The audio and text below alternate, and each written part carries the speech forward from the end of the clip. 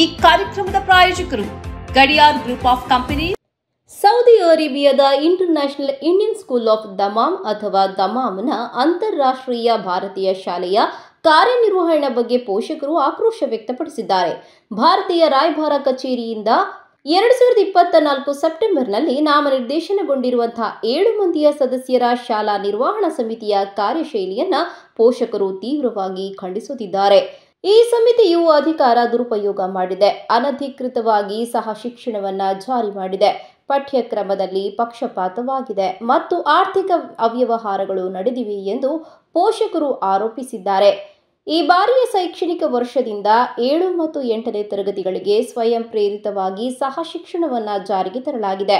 ಇದು ಶಾಲೆಯ ಸಂವಿಧಾನ ಹಾಗೂ ಸೌದಿ ಅರೇಬಿಯಾದ ಶಿಕ್ಷಣ ಮತ್ತು ಧಾರ್ಮಿಕ ಮಾನದಂಡಗಳಿಗೆ ವಿರೋಧವಾಗಿದೆ ಎಂದು ಪೋಷಕರು ಆಕ್ರೋಶ ವ್ಯಕ್ತಪಡಿಸಿದ್ದಾರೆ. ಅಲ್ಲದೆ ಮುಂದಿನ ವರ್ಷದೊಳಗೆ ಈ ಸಹ ಶಿಕ್ಷಣವನ್ನು 12ನೇ ತರಗತಿಯವರೆಗೆ ವಿಸ್ತರಿಸುವ ಯೋಜನೆಯೂ ಇದೆ ಎಂದು ಹೇಳಲಾಗಿದೆ. ಪೋಷಕರು ತಮ್ಮ ಆತಂಕವನ್ನು ತಡೆಸಲು ಪ್ರಾಂಶುಪಾಲರು ಮತ್ತು ನಿರ್ವಹಣಾ ಸಮಿತಿಯನ್ನು ಸಂಪರ್ಕಿಸಲು ಪ್ರಯತ್ನಿಸಿದರೂ ಅದಕ್ಕೆ ಯಾವುದೇ ಫಲ ಸಿಕ್ಕಿಲ್ಲ. ಭೇಟಿಗೆ ಸಮಯವನ್ನು ನೀಡಲಾಗಿಲ್ಲ ಮತ್ತು ತಾವು ಹೇಳಿದಂತೆ ಕೇಳಬೇಕು ಎಂಬ ದರ್ಪದ ಧೋರಣೆಯನ್ನು ಆಡಳಿತ ಸಮಿತಿ ತೋರ್ಪಡಿಸುತ್ತಿದೆ ಎಂಬ ಆರೋಪವೂ ಇದೆ. ಮುಖ್ಯವಾಗಿ ಸಹ ಶಿಕ್ಷಣ ಪದ್ಧತಿಯನ್ನು ಜಾರಿಗೊಳಿಸುವ ಮೊದಲು ಯಾವುದೇ ಸಮಾಲೋಚನೆಯನ್ನು ಪೋಷಕರೊಂದಿಗೆ ಕೈಗೊಳ್ಳಲಾಗಿಲ್ಲ ಎಂಬುದು ಬಹಳ ಗುರುತರ ಆರೋಪವಾಗಿದೆ. ಹಾಗೆಯೇ ಭಾರತದ ರಾಜಕೀಯ ಪಕ್ಷಗಳಿಂದ ಪ್ರೇರಿತವಾಗಿ ಪಠ್ಯಕ್ರಮದಲ್ಲೂ ಕೆಲವು ಮಹತ್ತರ ಬದಲಾವಣೆಗಳನ್ನು ಮಾಡಲಾಗಿದೆ ಎಂಬ ಆರೋಪವೂ ಇದೆ. ಆಡಳಿತ ಸಮಿತಿಯ 7 ಮಂದಿ ಸದಸ್ಯರಲ್ಲಿ 3 ಕೇರಳದವರಾಗಿರುವುದು ಕೂಡ ಆಕ್ಷೇಪಕ್ಕೆ ಕಾರಣವಾಗಿದೆ.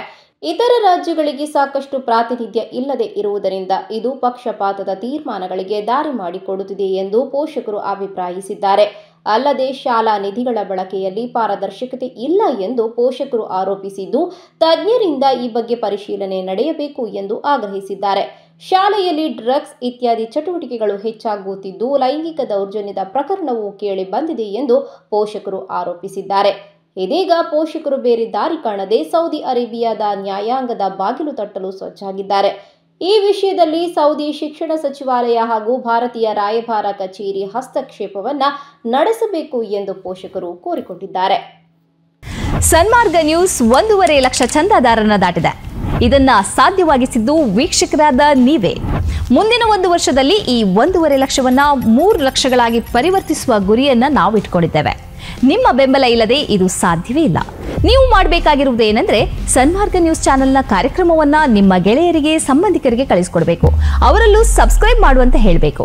ನಿಮ್ಮ ಮನೆಯವರಲ್ಲೂ ಹೇಳಬೇಕು. ಸುದ್ದಿಗಳ ಸಂತೆಯಿಂದ ಸತ್ಯದ ಸುದ್ದಿಯನ್ನ ಹೆಕ್ಕಿಕೊಡುವ ನಮ್ಮ ಪ್ರಯತ್ನ ಮುಂದುವರಿಯಬೇಕಾದ್ರೆ ನೀವು ಇಷ್ಟನ್ನಾದರೂ ಮಾಡಲೇಬೇಕು. ಜೊತೆಗೆ ಪಕ್ಕದಲ್ಲಿರುವ QR ಕೋಡ್ ಅನ್ನು ಬಳಸಿ ನಮಗೆ ಆರ್ಥಿಕವಾಗಿ ಶಕ್ತಿ ತುಂಬಬೇಕು. ಸುಳ್ಳಿನ ಎದುರು ನಮ್ಮ ಧ್ವನಿ ತಗ್ಗದೇ ಇರಬೇಕಾದ್ರೆ ನಾವು ಆರ್ಥಿಕವಾಗಿ ಪರಾವಲಂಬಿಗಳಾಗಿರಬಾರದು. ನೀವು ಶಕ್ತಿಯನ್ನು ಕೊಡಿ, ನಾವು ಸತ್ಯವನ್ನ ಕೊಡ್ತೇವೆ. Thank you.